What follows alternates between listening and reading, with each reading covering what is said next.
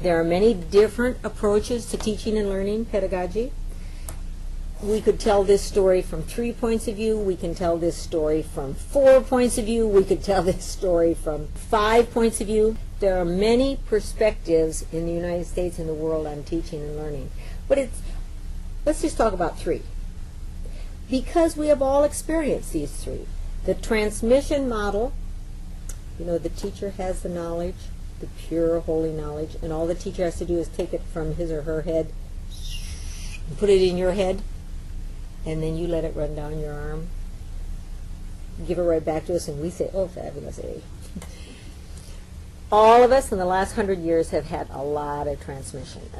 Some people think that's all there is.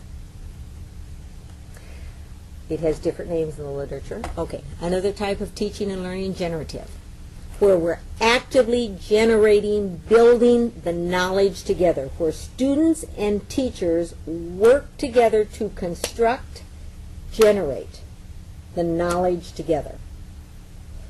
Usually in a classroom we love it because we get it. We find problems, we solve problems, but the teachers have to have a lot of knowledge to set that up. And a third approach to teaching and learning is called transformative, where the purpose of education is not just to improve our learning in the classroom, it's about self and social transformation. To make a better world, it's like what we do matters. This fabulous, I'm going to take time to explain this fabulous watercolor again, and it was given to me by a student, obviously an artist, and I'm going to tell the story. Dana was a student of mine in a master's program. She was a true artist, and she had struggled all through K-12 because she was not a linear transmission model learner. She had struggled all through undergrad, so she finally made it into a master's program. She finished successfully. In the master's program, she could breathe. She could be herself. And it was a group of 25 fabulous teachers, 25 fabulous people, and every single week, let's say we had a Monday night, Dana came to class prepared. She had always read. She had always thought. She always collaborated. She took part in every activity. She contributed to the class. She was learning. I could see it. And it got to be week 7, which was in midterm. I will never forget this. I said, Dana, would you stay after just a little bit? Just a little bit, stay. And she did, and the class left, and I said, Dana, you're doing great. You're learning. I love what you're doing. One problem. You haven't turned in a single assignment. And I'll never forget this. And she looked at me straightforward, and she said, Joan, you're the person who always talks about having faith in the learner. Stopped me in my tracks. What could I say? Stopped me in my tracks. Incidentally, that notion of have faith in the learner is developed by Bonnie and David Freeman. Okay, Dana, I'm going to have faith in the learner. I didn't. There were no other answers. And she left. And we had week 11, finally, getting to the end of the semester. I still have no assignments. Week 12, she walked into class. And it was a large class. She walked in, and she just walked up in front. She said, Dr. Wayne, do you mind if I share something with the class? No, I don't mind at all. And she walked in there, and she unfurled this banner, this watercolor.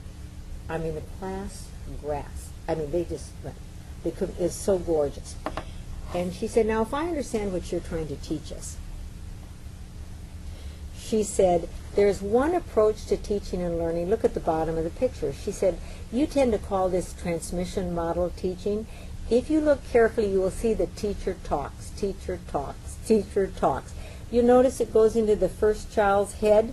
The child is asleep and just keeps going, goes into the second child's head, who has a question which doesn't get answered, so it goes in one ear in the picture and out the other. And if you learn in the third, it just bounces off his head and goes on. She said, and we've all had a lot of experience with transmission model. And she said, look at the root over to the side there of the plant that's trying to grow. She said, this plant would like to grow, but the roots are cut by this approach to teaching and learning. She said, then I think there's this other kind of teaching and learning that you want us to know about. And she said, you call it generative. You want us to generate knowledge together. You want us to solve problems, construct our ideas together. She said, so in the classroom, the teacher has to facilitate. You have to create situation whereby students can solve problems together. And she said, if you look at the picture, you'll see the teacher and the students are talking. They have questions. You'll see one of them is daydreaming because you have to think. You have to think of things you want to think in order to solve problems. And she said in a generative classroom, you'll notice they're all talking and working together, and looking over at the plant, she said, you'll see that the leaves begin to sprout. So growth starts to take place. There's a third kind of teaching and learning also. She said, you call it transformative. She said, and if I understand transformative right, she said, it doesn't take place only in the classroom. Also outside of the classroom. Look at her picture. She said, they're outside of the classroom working on real life experiences, real life problems to improve their community. And you can see they're doing a garden. And she said, if you look at the plant during this approach to teaching and learning, you'll see finally it blossoms and blooms. And then Dana said, and please notice the butterfly emerges, which is the transformative type of creature. What happened to Dana in that class? What do you think of?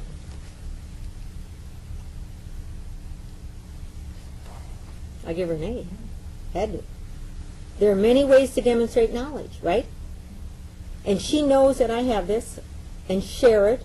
It went into several books because she gave me permission.